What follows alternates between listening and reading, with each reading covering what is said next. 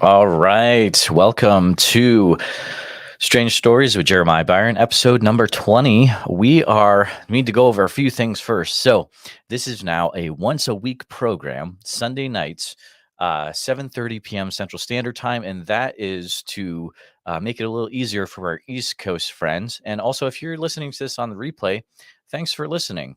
There's lots of things you could listen to, but there's going to be some great stories in this episode, as every episode. We got a lot of people hanging out tonight, and just to go over what this is Strange Stories with Jeremiah Byron. If you've got a strange story, UFO, alien, Bigfoot, cryptids, stuff you can't explain, weird stuff, this is a safe place for you to call in, share your story with the world. This is recorded for the Bigfoot Society podcast. It's also live on my YouTube channel. You can call 515-809-0165. If I don't pick up immediately, I will be calling you back. That just means I'm in another call, as you can also see this if you're watching live too. The one rule we have is keep it first clean language, because we never know where these will show up. And, just keep it cool. Keep it cool. So let's shout out a few people here. We got Jamie. Hey, everyone. Good to see you. We got Tombstone. Good day. And we've got Mr. Steve Stockton. I kind of stacked the deck today. So Steve will be calling in a bit. Hello, Bigfoot Society. Good to see you there, Steve. Let's see. Who else we got? Cats on Parade. Howdy, everyone. Good to see you. Good to see you. We've got Hides in Long Grass. Good evening, peeps. Let's see. We got lots of people in here so far. We got Campfire Steve, the skunk ape investigator from Florida, I believe. Sounds like a good time. Well, hello there. And we've got Mr. Patrick McFarland from the fields of the Midwest hanging out with us. Hello there. We've got Whiskey with Cryptids, my friend from Tennessee, I believe, hanging out with us. All sorts of people. So, again, this is now on Sunday nights. We'll be hanging out, and that'll give you the week to think of some stories to call on in. We've got that's an old account. Moingona, how's it going? Good to see you, buddy. Haven't seen that account for a while. And we've got Asher's here. Hi, hello, happy Sunday. Good to see you all. Let me make sure that my device is ready to go here. All right, we're ready to go. We're ready to take some calls here. If you've got a story to share, you can call in 515-809-0165. You will be live on YouTube and recorded for the podcast to be broadcast at a later time. Ruh-roh. First caller. Call from Andrew Peterson. To accept. Hello, caller. You're on the air live and recorded for the podcast. And also keep it clean. How's it going? Howdy. It's your buddy, Andrew. How's it going, Andrew? Not too bad. Hey, I thought I'd call in and maybe give your listeners a location they could maybe check out themselves. Whoa, I like that. Cool? Okay, go for it, man. So I grew up in Sioux City, Iowa, as maybe some of my friends might know, and you might know. And there was a cool place that was kind of creepy that we always loved to go check out. And if you're into ghosts and paranormal and maybe some like local folklore, you'll really enjoy this. There's a location outside of Lewis Boulevard and Lincoln Way, also very close to a sanitation cleaning area, but it is called the First Bride's Grave. And I'm not really too sure if you've heard of this, but it's basically a location with a tombstone where someone was actually buried. It was one of the first white settlers in the area. And there's some really kind of fun stuff that's kind of attached to it. Now, first and foremost, you're creeped out by steps in the woods, this may not be your kind of place because it's like one of those missing 411 faux pas. But it is a very steep hike to get up to this very creepy little tombstone that's now guarded by gates. But one of the cool things that supposedly happens, now there's supposed to be a lot of lights that are seen if you go there after dark. Really? Like little like phantom fairy lights, little spook lights. Sometimes people have supposedly seen a younger woman walking through the forest or also walking around the gravesite. And there's phantom, I know you really like these ghost stories, but like phantom voices, footsteps, and cold spots, even on hot summer days.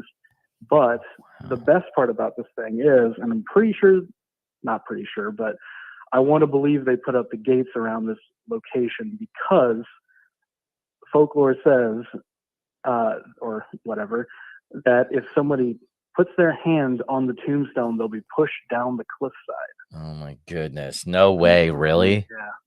Yeah. So it might be a really wow. fun thing for your listeners to kind of check out. It's basically, I can't remember, I don't know off the top of the head, the lady's name. Might be one of those things that it might be fun for your listeners to kind of check this out. But I know it was basically built, this gravesite was, or tomb was basically built in the 1800s, commemorating this person who passed. But it's definitely a fun little hike, something that may be kind of interesting to do during the summer, fall, winter, whenever you really want. But it's kind of a fun, creepy location. Have you been there yourself? Oh yeah. Really? I hiked up. I went up there back in the old days when I ran my blog. There was a gentleman that said he lived very close by and would walk up even in the evening, even at sunset, and said it would basically see a lot of orbs and had a lot of creepy encounters. Oh my goodness. My sisters said that they've gone up there when they were teenagers and they creeped them out too much. They never went back. But did you tell me about this before? Oh yeah, I've told you about this. Really? I totally forgot about it. This is awesome, dude. Yeah. Wow. Yeah. So it's kind of one of those things. If you're ever like traveling up, what is it? I think it's 29 north, basically like Kansas City, Omaha, up to like Sioux Falls. Yeah. It runs through Sioux City, and basically on the left you'll see the Sergeant Floyd Memorial, and then if you look right up the hill, there's basically like a small little obelisk. It's like a just like a granite tombstone or tomb that's right there. But yeah, it's a fun hike for anybody that wants to get out and kind of explore their paranormal neighborhood. But it's a cool spot. Is this in any books that you've seen, Andrew?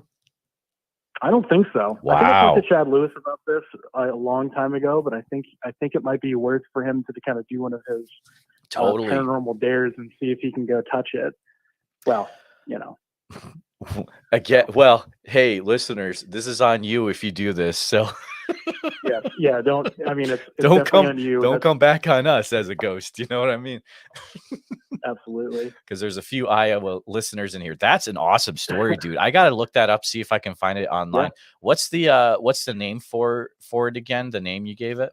So it's the First Bride's Grave. Okay. And that's in Sioux City, Iowa. It's near the Morningside neighborhood of Sioux City, Iowa. Okay. It's on South Lewis Boulevard and Lincoln Way. That's awesome. So if you're going to be looking into some fun history and want to have a little paranormal side trip, that's definitely one. I definitely recommend maybe going in the morning when it's a little less warm because, like I said, it is a very steep climb, but definitely worth it. There's also, like I said, the Sergeant Floyd Monument that's right there, which was apparently dedicated to the only member of the Lewis and Clark expedition that died. So really, yeah, that's cool. Also in that area, that's a cool piece of history, dude. Awesome. Yeah, it is. So I thought I'd call in Sunday and share this fun little paranormal side trip, and I appreciate it, bud. I appreciate it, man. You're welcome. Thanks for calling in. Have a good show, sir. See ya. Absolutely. Oh man, hey, that was fun, dude. Let me put a do not disturb off here. There we go. That was fun. Good to hear good to hear, as always, from my good friend Andrew from Iowa. He's a good buddy. He's out. We're hanging out usually at the Van Meter Visitor Festival. But man, that's a very interesting story. It definitely sounds like a Chad Lewis dare. Let's see who else we've got going on in the chat here. We've got Susan Woodcarver hanging out. Good to see you. We've got a lot of good back and forth today here. Good friend Alan Lassiter is hanging out. Good to see you, sir.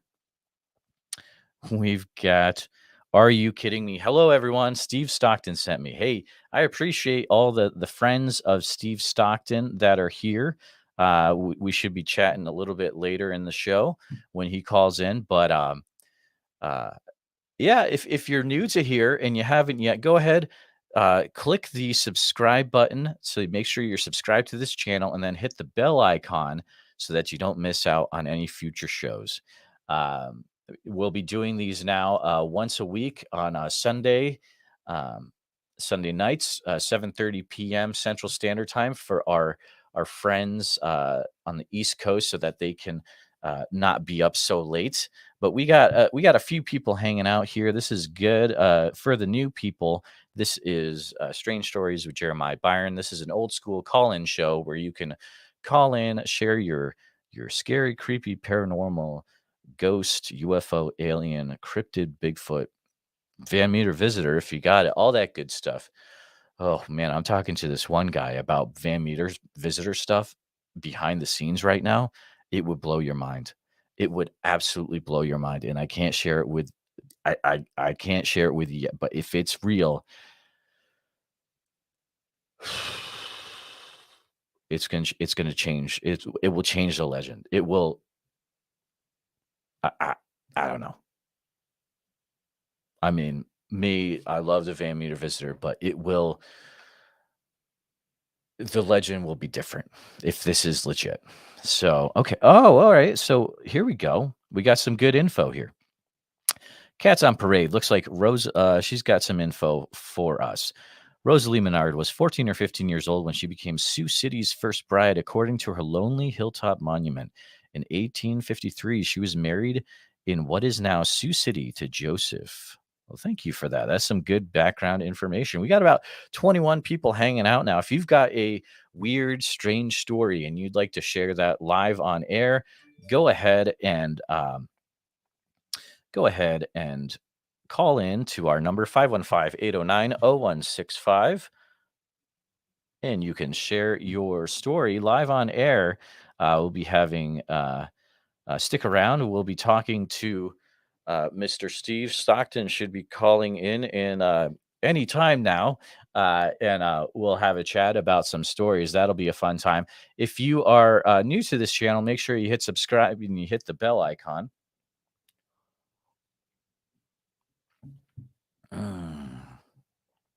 Yeah, we got all sorts of people hanging out here. Can't remember if I call out Age of Aquarius. You might get 2 shout outs. That'd be cool. Hello from North Carolina. Yeah, it's crazy how many North Carolina people we have tune into this show. We've had so many callers in the past from North Carolina. It's wild. We had Alan call in. No, wait, Alan's from South Carolina. My bad. Sorry, Alan. But we did have a few gentlemen call in from North Carolina about some Bigfoot stuff, and it was wild. Hike with Mike says Tim Fasano had some great skunk ape stories. That's a name I haven't heard in a while. Thank you. It's good to be reminded of that, though. If you have any stories to share, any scary, creepy, paranormal stories, you can call on in 515-809-0165. We're having a good night so far. We had our buddy Andrew call in and share a creepy place by Sioux City, Iowa. You can go back and listen to that afterwards. And if you decide to take matters into your own hands, you can go to that place in Iowa and see some creepy stuff. Do me a favor, and if you've got any groups that you're in, any Discords, anything like that, go ahead, share this link in there. so people can come on over and check it out. And if if you know a friend that has any scary, creepy, weird stuff that's happened to them that they want to share, they can call in 515-809-0165. Again, this is Strange Stories with Jeremiah Byron, an old school AM radio type call-in show where you can call in and share your story on the air. The cool thing about this show is that we've had a lot of people call in over the episodes. We're about 20 episodes deep now, and they've called in. They've actually shared their story for the first time, which is really cool. A lot of first-time Bigfoot encounters. Let's see who we got. Local legends. Mr. Burton Moran. Good to see you. It's a gentleman I met at the Van Meter Visitor Festival.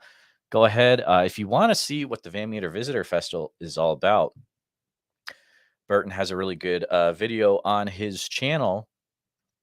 So go ahead and subscribe to his channel, and you can see what the VIP tour is like. It's very cool. But it was great to meet Burton at the festival this year in beautiful Van Meter, Iowa. If you're tuning in for the first time, make sure...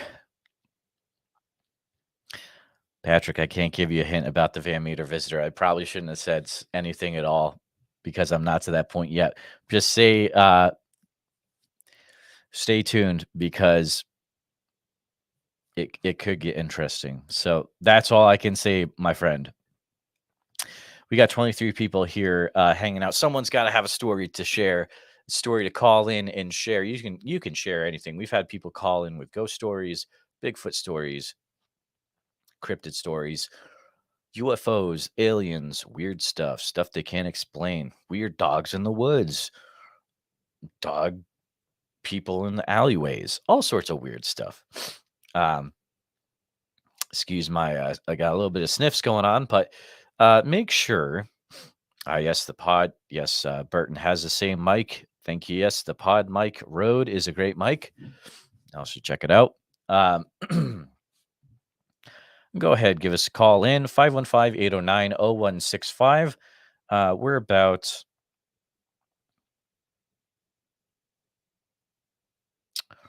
almost halfway through, going from 7:30 to 8:30 p.m. Central Standard Time. Let me check my messages here. If you're planning on calling in, now is a great time to call in. You can call in 515-809-0165. Share your story live on air. Record for the podcast. Should be hearing from Mr. Stockton in a few minutes, so make sure you stick around.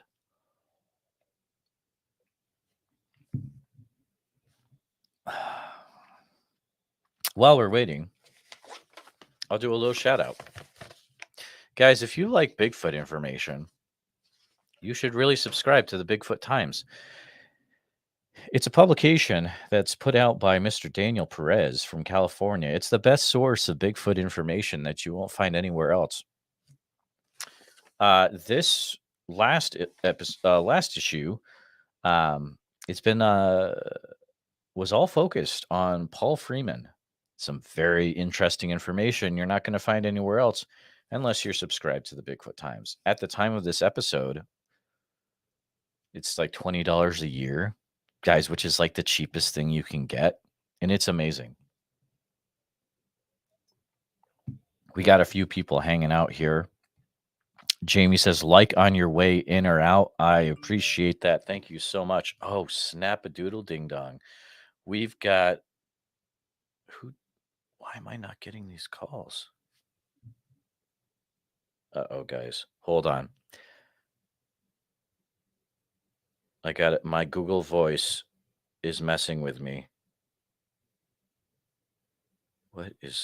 Give me a few minutes, guys. All right, okay. I don't know what's going on. All right, let's try this. I'm going to go ahead and call back here.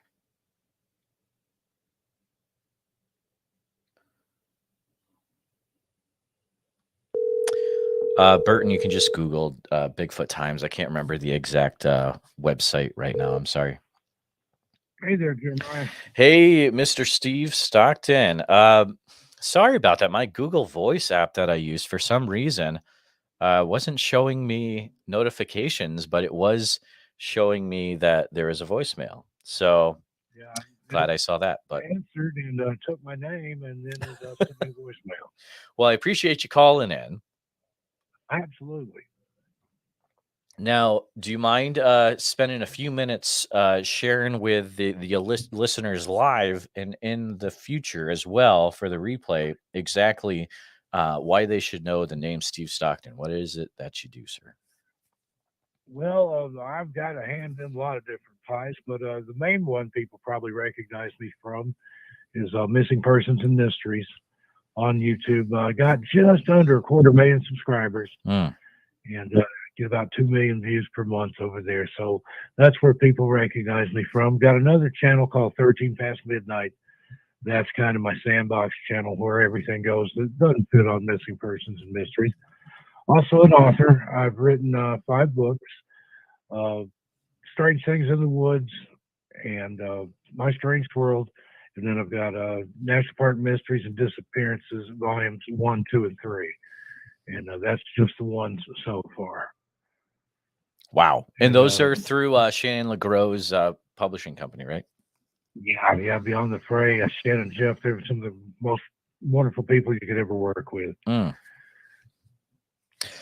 Well, Strange Things in the Woods, I'd written that several years ago and self-published it. And I thought I'd probably done all it was going to do. And there was a second volume. And then when I signed with them, they combined it into one, redesigned the cover, gave it a fresh edit, and it just took off again. So very happy with Beyond the Fray. That's awesome. That is awesome. I've heard a lot about your stories from all over the internet. People love them. But I contacted you for the first time earlier today, and you were like, "Yeah, when do I call in?" So you sent over a book that I took a look at, and the stories are incredible. Everyone needs to pick up a copy of one of your books and check it out. But I would love it if maybe you'd be able to share a story or two tonight with our listeners. Absolutely. There was one in particular there that you had mentioned when you looked through the book that you wanted to hear, and I'll be happy to tell that one.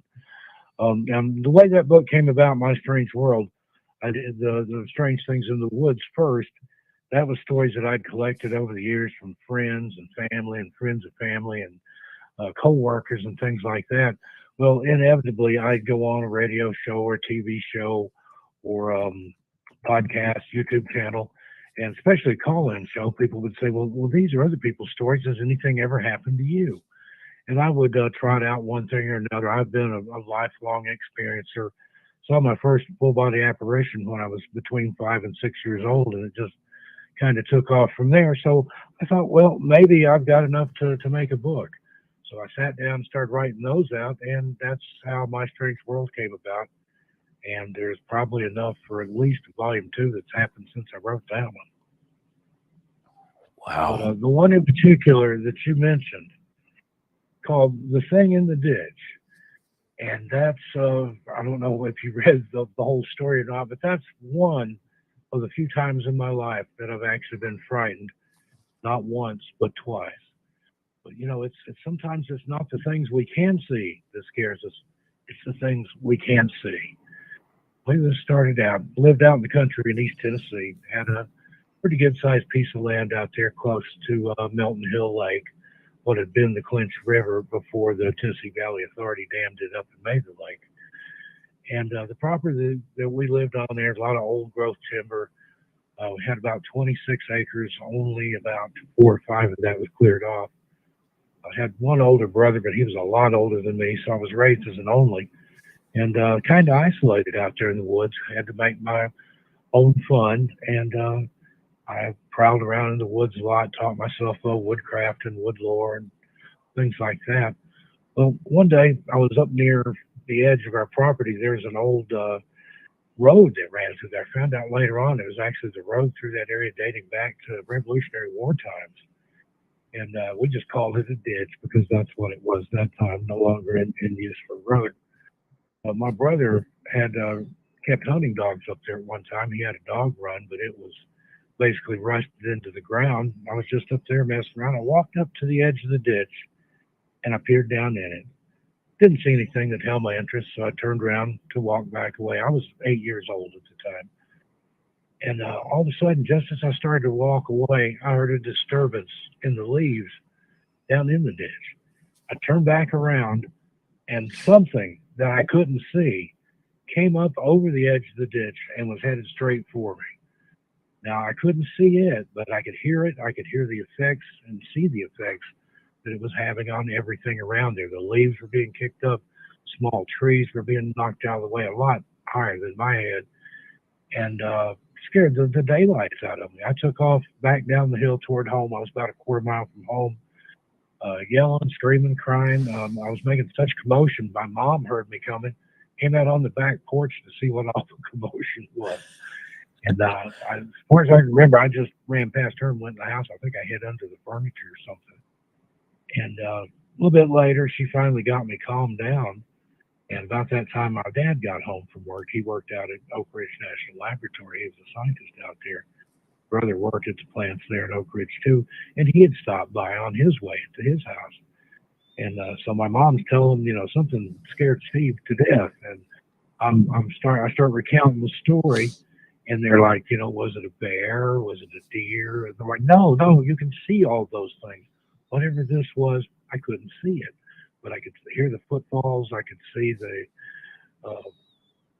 leaves being kicked up again, the trees being smashed and knocked around. And sure enough, my dad and my brother went back up there and looked. I wouldn't go. I wouldn't go near there. And they could see where something big had caused quite a mess there. And years after that, I never went back up there. Was afraid to venture up there. Although I did have a friend come home with me from school one time, and I sort of got him to go up there as bait. Like, Johnny, go up there and stand and look down in the ditch. And I'm going to wait down here, down the hill behind this tree. You see if you see anything up there. So he's just walking along. He doesn't see anything, doesn't bother him. Okay, that didn't work. I'm still frightened to go up there. Well, flash forward 7 years. This time I'm 15 years old. And we're getting ready to move from that area. We'd sold that farm and we're moving to a custom home we'd had built farther up the road in Carnes. And I was just kind of out in the woods revisiting some of my old childhood haunts. There was a bee tree up there and a lot of rocks and just all kinds of features in this place that we lived, a lot of hills and things. And I walked back up there. First time I'd been there since I was 8 years old. I was just kind of chuckling to myself, like, wonder what that was that scared me when I was a kid. And turned around to walk away. I'd take maybe 3-4 steps and I heard a familiar noise. Oh, no. There's that sound in the leaves again, down in the ditch. I turn around and I look. Same thing. Comes up over the lip of the ditch. It's headed straight for me. I can see the leaves flying, the trees bending. There's absolutely nothing there. Now, I didn't run screaming and crying that time, but I didn't waste any time getting back down the hill to the house. And that's the only time since then that I've ever been there. Never been back. I don't know that I would want to. Ooh. But now there's more to the story, as Paul Harvey would say. Nice. Flash forward about another 6 or so years. I'm in my 20s now, and I was working in West Knoxville. And the place I was working at, guy that I worked with invited me to a party after work. Now, I didn't know this guy from work, didn't really know him at all. But I went to this party, and it was a bunch of people I didn't know. And besides the guy I worked with, and like I said, I didn't really know him. Well, at some point, some of the girls that were there in attendance had dug a Ouija board out from under the couch. Oh, no. So they decided they're going to consult the mystic oracle here. Oh, no. So they're going around the room asking people this, that, and the other. And they got to me, and I thought, I've got a good one for you. The only thing I said was, what scared me as a child? So Oh, they've got their fingers on the planchette there. Sure enough, it starts moving. Then it spells out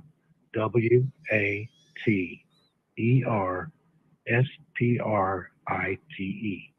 Water sprite.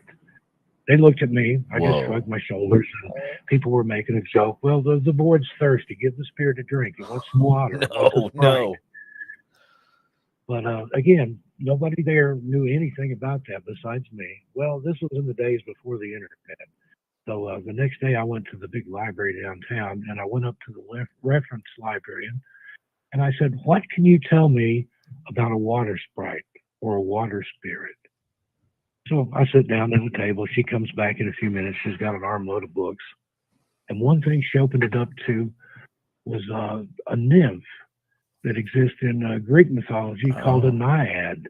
And yeah. it's actually one of the fae folk. It's a guardian of flowing water, springs, rivers, fountain, lakes, particularly fresh water. Well, the thing about that particular property that we lived on, there were Hmm. 7 natural springs there. No 6 of way. them flowed out of the hillsides. A 7th one was an artesian spring that Oh, came wow. up out of the ground. So, it was a magical place anyway with that kind of water. And according to the Ouija board, that's what chased me out of there. But as far as a water nymph, I would think, it'd be a little gossamer wing, something like Tinkerbell, whatever this thing was. I think it was an elemental sized being, creature, entity, because I mean, it shook the ground, it moved the trees, and when it chased me out of there. So Fascinating. is that what I saw? Now I've heard similar stories about invisible Bigfoot that people couldn't see. Almost the same thing, either chased them or threw rocks at them. But I don't think it was a Bigfoot, not based on what the Ouija board said. Yeah, I was going to ask you, are there other stories in that same area of invisible creatures, or is yours the only Not one you so found? much invisible creatures, but there is a lot of lore there. There's a story of some hidden gold. The old railroad depot that was about a mile or so from there. A couple of guys robbed the train Oh, and supposedly buried some gold in that area. So there is a hidden treasure story. And thought about that. The old pirate, the dead men tell no tales thing. A lot of times they would, when they buried their treasure, they would kill a crew member so that spirit would protect the treasure. Could have been something like that. And then in that same area, in the area that we call the bottoms there, where the springs ran through into a bigger creek, which flowed down into the lake that used to be the river, which was, maybe 50 yards away or so. But at one time, like I said, that had been the road through their Revolutionary War times and through the Civil War. And once my dad and I were burning an old tree down there that had been struck by lightning and fallen down, and we'd rolled it over to help it burn better, and found part of a Civil War era bayonet broken off oh, in that tree.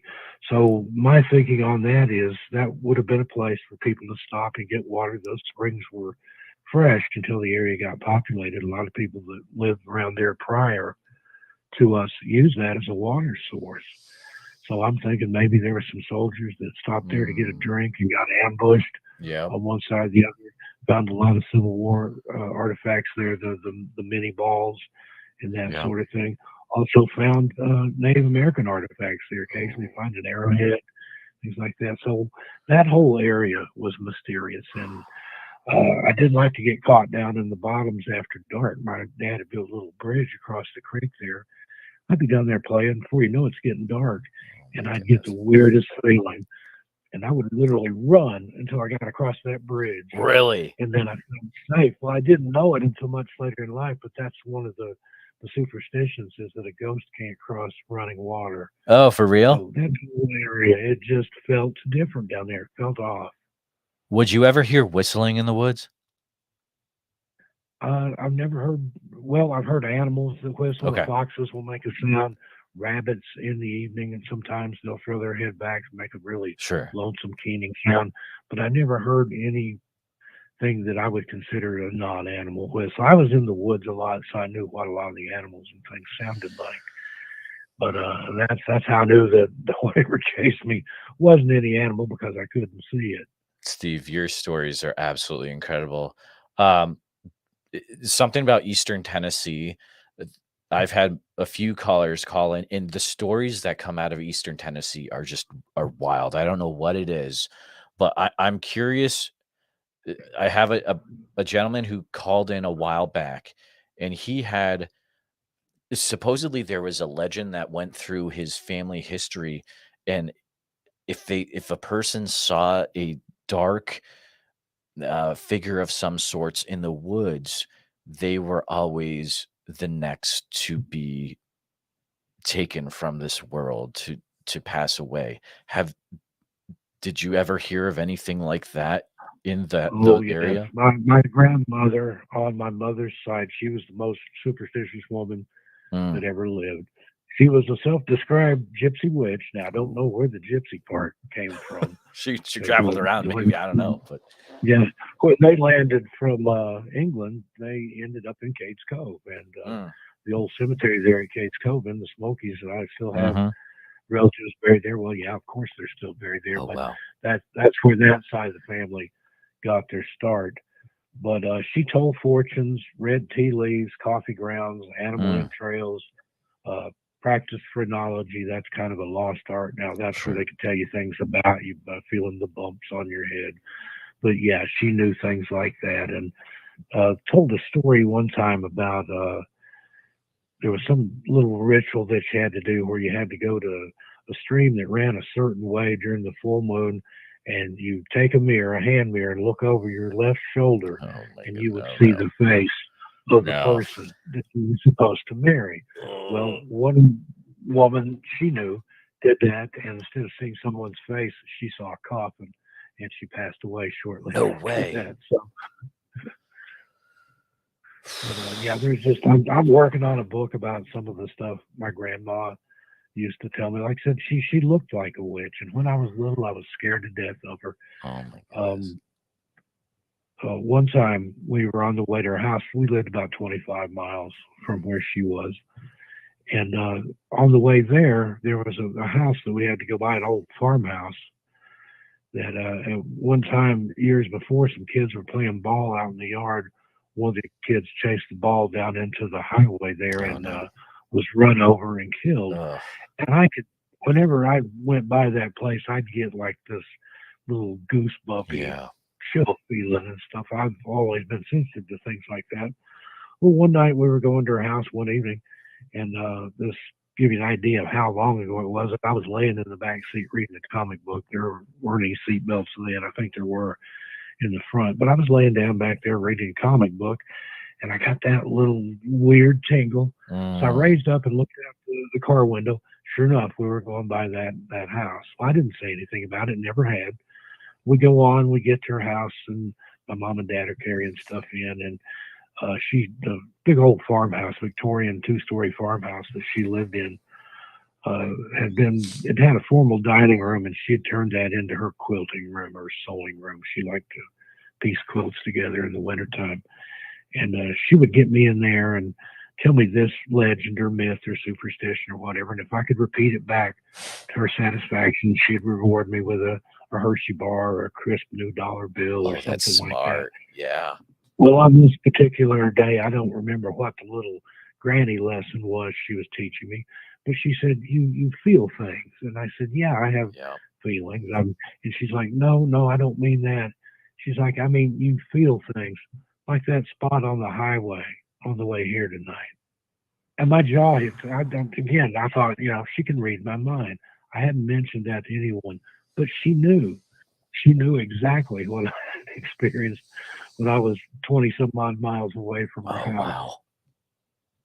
So yeah, she was a pistol. Like I said, I was scared of her, but she passed away when I was 13. That was the first person I was ever in the room with Yeah. when they passed, and I Oh felt wow. her spirit leave her body. But they came out of the spiritualism movement from around the turn of the last century, and when my mom was a small girl, they had seances and table tapping, table tipping, all this kind of stuff. So the interest in the paranormal, I come by it honestly. That makes sense. That makes sense. Wow, Steve, this has been some wild stories, and this is just a little taste of what you can find when you check out Steve's books, which I would really recommend. I've got one of them on my bookshelf right now. My eyes are too bad. I can't. It's there though. Trust me. It's a good one too. Thank you so much for calling in, Steve. This has been my pleasure. a Thanks for inviting fun me. one. This is what I do. I goodness. like to talk. I'm a storyteller, So good. raconteur, experiencer. This is my thing. Guys, if you haven't yet already, make sure go check out some of Steve's books. Go subscribe to his YouTube channels as well. Just look up Steve Stockton. He's all over YouTube. You can find his stuff on Amazon, I want to say as well, right, Steve? Amazon and wherever fine books are sold. There you go. All right. So you can order it anywhere. Perfect. Well, we'll have to be talking to you later, Steve, but thank you so much for calling in, sir. Oh, my pleasure. Thanks for letting me call in early. My girlfriend's in another state. She wanted to listen to me before she went to bed. So there you go. Thanks again, Jeremiah. It was my pleasure. Have a good day, sir. Wow, what an amazing story. Whew. Thank you so much to Mr. Steve Stockton for calling in. Let me check my magical phone device here just to make sure Google Voice didn't mess me over again. Gotta love you, Google.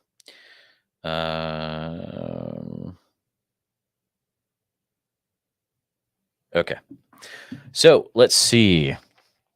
Who have we come in during the call? Who's come in? Oh, Illinois Sasquatch. Illinois Sasquatch just did a recent expedition in Decatur County in eastern Tennessee. It was very, very unusual. If there's something weird that happened, dude, call on in right now. You can call in and share if you want. 515-809. Oh, no. Not a good time to get hiccups, Jeremiah. 515-809-0165. You can call in, share your story live, record for the podcast. Let's see who. Oh, my goodness. We got Mr. Bigfootin' with Mike Casey. Make sure you're subscribed to his channel. Mike does all sorts of crazy Bigfoot and stuff out there in Washington State. Let me get that banner off there. There we go. All right. We got Long Island Bigfoot hanging out. Very nice. And Cats on Parade. Steve has the coolest stories. That is sure. That is for sure. And Mr. Steve Stockton, my pleasure. Thanks for having me on. I appreciate you coming on, sir. We've got a few minutes left here. We got about 15, 20 minutes left. If you've got a story you've been hanging on to, go ahead and give a call into 515-809-0165. Google might be a little weird tonight, so leave a voicemail if I don't pick up. That would be super. All right, just double checking. Perfect. Again, this is Strange Stories with Jeremiah Byron. If you're watching and for the first time, this is a call-in show I do, kind of like old school AM radio where people call in, share their stories. We had Mr. Steve Stockton call in earlier today, sharing his wild stories from Eastern Tennessee and his childhood, stuff that'll blow your mind. So make sure you go back, listen to the playback after this is done, so you don't miss out on those. We had Andrew call in from Iowa, sharing about some very interesting stuff in Sioux City, Iowa, the first bride's grave. Very, very interesting legend area. So make sure that you go back and listen to that as well. See what you can do for a dare if you're in the Sioux City, Iowa area. We got about 15 minutes left. If you've got any last minute stories, you can call on in. See, the thing I love about Alan, and Alan is really good at calling out other people to call in. Call in Bigfoot with Mike Casey. Mike, you don't have to unless you have a story. Alan, if you have a story, you need to call in. That's so funny. Alan's good at that. 515-809-0165. Again, if you know a person that has a story, you can go ahead and send them a message. Say, hey, this guy's doing a live call-in show. You need to call on in 515-809-0165. Let me just check something real quick here. I have to check that later. All right. We've had some crazy stuff. For all those who are new, we've got about 15 minutes left. Make sure you're subscribed and you hit the bell icon. I'll be doing this call-in show about once. Well, it'll be every Sunday night, unless there's a major holiday. It'll be you can call on in. It goes for about an hour, and you share your strange story, weird story, unknown what happened there. Bigfoot, cryptids. We've had people call in about the rake. We've had people calling about ghosts, UFOs, aliens, all sorts of weird stuff. Here's something, and I'll chat about this for a few minutes while I'm waiting to see if someone will call in. If you have heard, or if you're listening to this on the replay, on the podcast, I'm specifically looking for a place in Iowa. I know there's got to be a place in Iowa that is the equivalent of Skinwalker Ranch or Marley Woods. So if you know of a place where there are UFO sightings, alien stuff, weird stuff, maybe ghosty stuff, maybe Bigfoot related stuff, maybe cryptids, that would be your Skinwalker Ranch type stuff.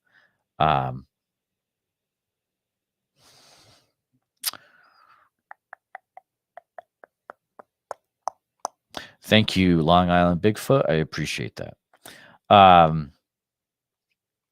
Yeah, we will we'll chat later. But I am looking for a place. There's got to be a place in Iowa. So people listening, if you're from Iowa and you know of a place that has UFO sightings, aliens, Bigfoot, all that weird stuff, I want to know about it. I've been looking into the place, Marley Woods down in Missouri, but I know there's got to be a place in Iowa. And Mr. Pat is on the case. Thanks, Pat, for looking into that for me. I know you've got connections.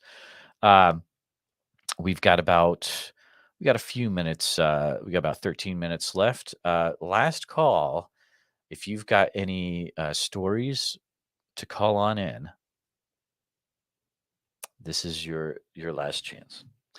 And you can call about UFO stuff, aliens, Bigfoot, cryptids. You know, an Illinois Sasquatch. Your comment it's got me wondering, what is it that you saw in Tennessee? Right? You went to Tennessee. What was it you saw in Tennessee that was so weird, so unique, so strange? I would really like to know. But if you don't feel comfortable with calling in, no pressure. But if you've got a weird story to share about something that happened, you need to call in. 515-809-0165. You can share your weird story here. Let me check. I need to check Twitter real quick just to make sure that there is nothing that is coming in. Perfect. All right, we're good. I've got some really interesting interviews that I'm working on for the future. I've got an interview with a young lady trying to set something up where she's got some really interesting thoughts about the cryptid, the rake. And it's going to be a very interesting interview. So I'm excited for you to hear that one eventually. I've also got an interview with well, this one I'm going to be a little bit vague about, vaguer than the other one, just because we're not at the point where I've gotten, let's just say, I hope to talk to a gentleman, and it has something to do with the Nahanni Valley. And if you know what that is, then enough said. I shouldn't have to say anything more than that. But if you don't know what Nahanni Valley is, maybe take a little bit of time to research that tonight and research the Headless Valley. There you go. Cats on Parade. Headless Valley. Good stuff. Good stuff. But let me see. Oh, okay. So this is interesting.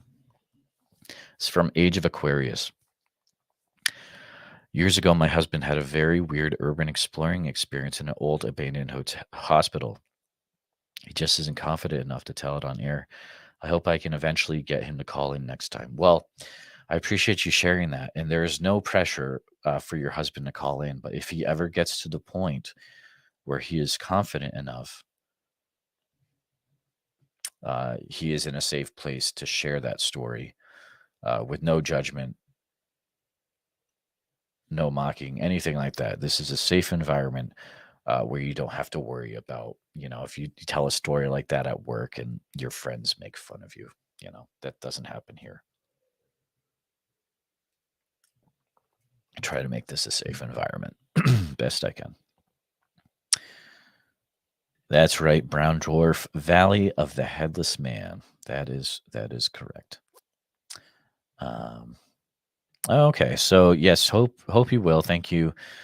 He says he may write it down and let me recount it. Well, that would be cool, and that's kind of a cool workaround. I like that. So yeah, if you guys work that out, then you know where to go. Sunday night, 7:30 p.m. to 8:30 p.m. Central Standard Time. Write down the number 515-809-0165. Live on YouTube, recorded for the podcast. We're down to about 5 minutes left. Let me give you, make sure you're subscribed to the podcast. You can go to BigfootSocietyPodcast.com and the links are there. Tomorrow, the next episode will be coming out. It's a very interesting interview with Mr. Michael Montoya from the Drawings of Bigfoot. And if you watch Expedition Bigfoot, the last season, this gentleman he's pretty much a Bigfoot witness sketch artist. He drew a very interesting picture of this gentleman's Bigfoot sighting.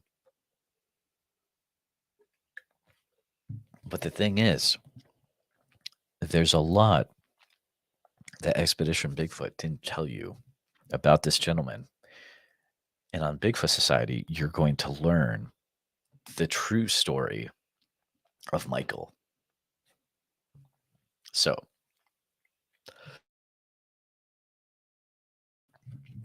excuse me. So check in tomorrow. Bigfoot Society podcast on iTunes and Spotify, all major podcast platforms. Make sure you're subscribed, and that'll be out tomorrow morning. I also may be having a bonus episode coming out later on in the week. We'll see if I end up doing it this weekend, but a little spoiler is once I did a live on TikTok, and I randomly would try to have people join my live, and I would ask the people, what weird stories do you have? And I talked to a gentleman in the southwest of the U.S., and he was an Uber driver. And he had a very, very interesting gentleman in his car. If you're a fan of UFOs, maybe you can guess who this gentleman is. And it's a very, very interesting story. So make sure you're subscribed to Bigfoot Society for future episodes. Eventually, I'll be releasing this TikTok live interview. Yeah. Let's see what we've got going on here in the chat in the last few minutes. We've got Illinois Sasquatch. My upcoming videos will be released on my Tennessee excursion. One video has already been released on my channel. Well, guys, you know what that means then.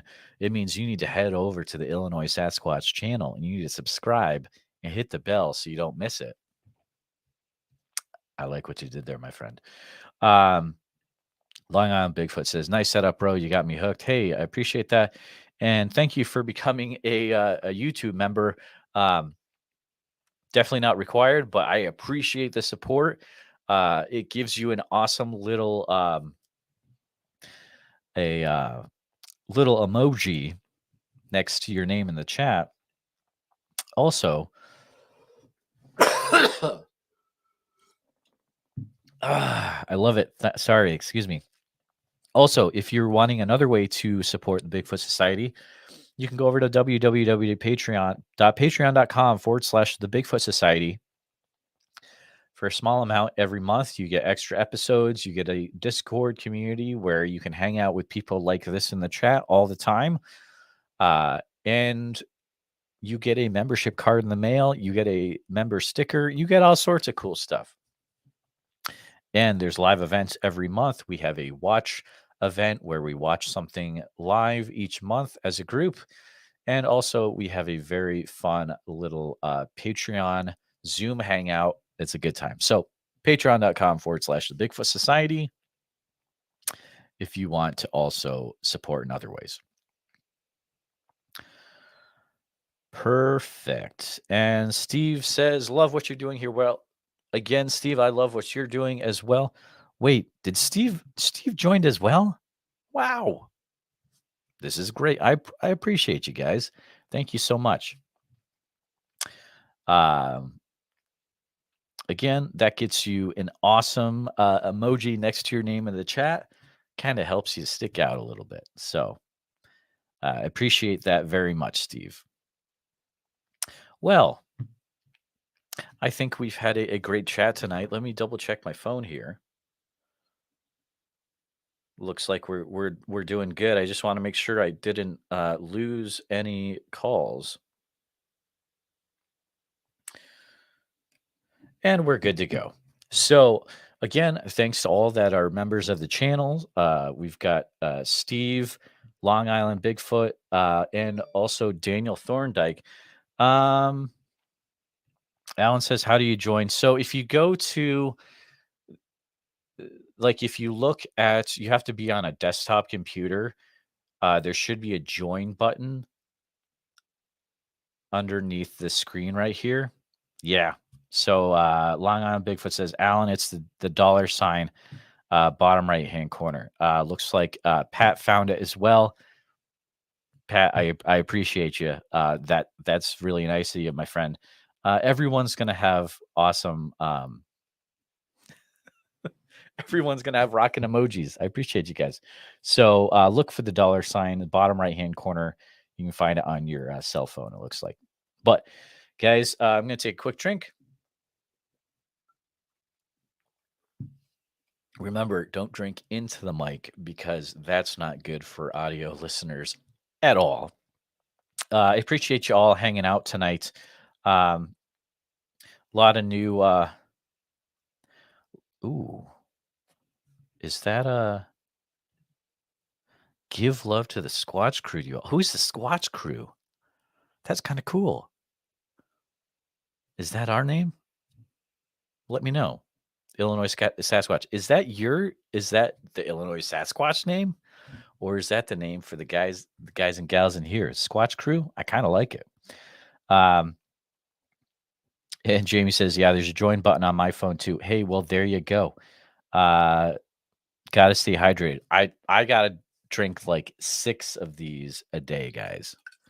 Oh, that's right. Squatch Crew is what I called the members. Yeah, you're absolutely right. It's been a while since I've set that up. Well, guys, we're about at the end of the time. So yes, thank you for joining the Squatch Crew. I should know what I set up, but it had been a while. So thanks to all the new members of the Squatch Crew for joining up. I'll see you next time. Next Sunday night, 7:30 p.m. Central Standard Time to 8:30 p.m. Central Standard Time. If you've got a story that comes to mind during the week, write it down so you don't forget. write down the number 515-809-0165. Tell your friends about this. Share it in your groups. Share it everywhere. And let's see if we get some callers to call in next week. And I might just stack the deck as well a little bit. Oh, wink. I think that worked pretty well with Mr. Steve Stockton for calling in. So thank you so much. Again, Steve, we'll be talking to you later. And you all have a great rest of your night.